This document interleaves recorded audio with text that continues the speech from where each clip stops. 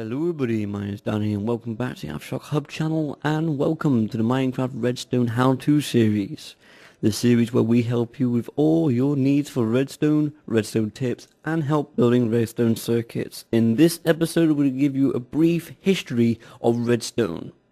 Starting off with the blocks and items in front, you can see from left to right in order, coming out in Alpha 1.1.0, you got the Minecraft ore block, which is a mineable item in the game, and with that you drop the redstone dust, which is seen in the middle, and that also came out in Minecraft Alpha 1.1.0.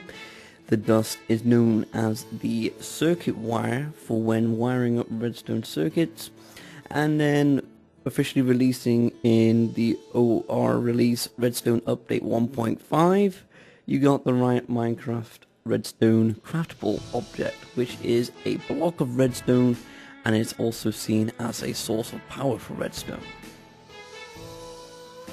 Moving on to a bit of brief history. Now as we go down the timeline, there's a lot to cover. Starting off in Alpha 1.1.0, the compass was the first Minecraft item to be using redstone. The compass is simply a holdable object which, when changing direction, the needle will change direction to north. Sort of like a real compass in real life. Moving on to Alpha 1.2.0, the clock item, which seen crafting here, is another holdable item and is used as a sundial, so when you go and change your time, it will also go and change to nighttime. This is a very useful object for telling the time if you're out and about. Sometime between Alpha 1.2.0 and Beta 1.2, Minecraft introduced levers and redstone torches. The lever is a trigger object which can be flicked on and off, and then the redstone torch is known as another source of redstone power which can be turned on and off when a current is passed through it.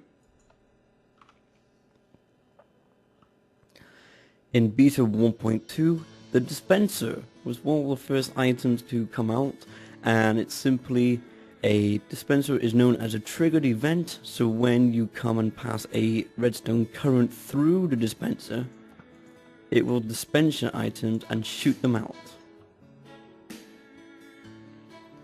In Beta 1.2, the note block, which is a music trigger event, came out, and simply again when passing redstone current through it, it will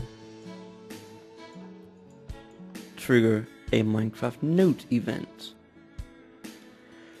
In Beta 1.3, the repeater circuit part, which was one of the first advanced redstone circuit parts to come out into the game, was released, and again once putting a current through, it will charge up, and then the repeater you can simply use for delaying or repeating redstone currents. Sometime onwards, redstone developed into pressure plates with the use of wooden pressure plates and stone pressure plates, which are a trigger event which you can stand on and they will trigger a Minecraft redstone current. Powered rails was introduced with the release of minecart tracks and minecarts in Beta 1.5. The powered rail would simply be a way to charge a rail and to give it some sort of boost, so when they are having a redstone circuit or redstone powered, they will simply send that minecart with a little bit of speed boost. Along with that, in Beta 1.5, the detector rail was added in. The detector rail was sort of like a pressure plate but for minecart rails, so whenever the minecart will pass over the detector rail, it could trigger a redstone pulse via that detector rail, which would also be used for your powered rails as well. Along here in the Beta 1.7, you get the piston update. The pistons are a movable Minecraft redstone source which could simply extend, but then depending on the regular piston, which is the one being used now, it will retract, and depending on the block type will either stay there or fall back just like sand. Mojang remedied this by using the Minecraft Beta 1.7 release sticky pistons, which came along with the normal pistons. Simply by placing a slime ball on a normal piston, you can then push forwards your item and it will track it back for you. Sometime during official release 1.0, Redstone was integrated into potion brewing, so Redstone plus a water bottle would equal to your mundane potion. In official release 1.2.1, Redstone lamps, which is a light event, was added into the game. This was also a way to bring redstone and lighting into each other, so simply use redstone and glowstone, and again, when passing a redstone current through it, will also illuminate that redstone lamp.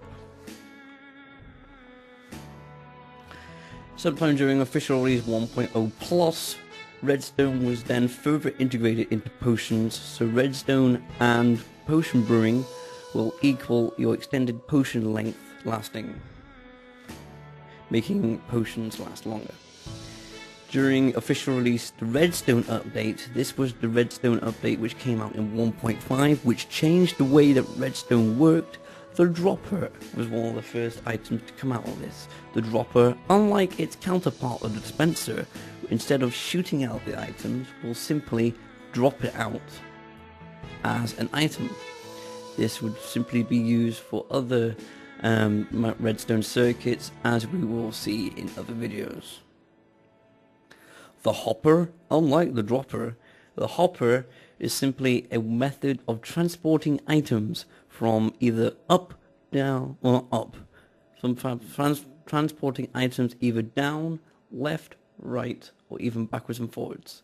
You can simply place an item into it and it will simply go down, and you can see it here in the bottom. Now, hoppers were integrated into minecarts along with other stuff with minecarts, which we'll look at another time, but then again, simply the same way that the hopper works can also be used in a hopper minecart. In the Redstone update, also known as 1.5, the comparator was the newest enhanced redstone circuit piece, which was released during this time, and the comparator, when using in redstone circuits, was there to define differences in the redstone circuits. It's a sort of complicated method of how to use it, but I'll go over that in a later video. And the last thing that was found in the Redstone update, also known as 1.5, was the activator rail. Unlike the detector rail, the activator rail was when it was detected or activated by a detector rail. It will then power its redstone and it could be used as a triggered event. And lastly, as seen at the very start, in official release 1.5, you could now craft redstone blocks. These redstone blocks will be used as a source of power for redstone circuits. And that is it for the history of redstone. Who knows where we go to in the future? I'm certainly looking forward to see where redstone goes, as I'm a huge fan of it and I use it pretty much every day when I play Minecraft. If you have any questions, please put them in the comments below. Give this video a like if you enjoyed, and don't forget to subscribe to the Hub channel for more how-to videos. I'll be back next time going over how to create some simple redstone circuits. So until then, I've been Danny, and bye for now.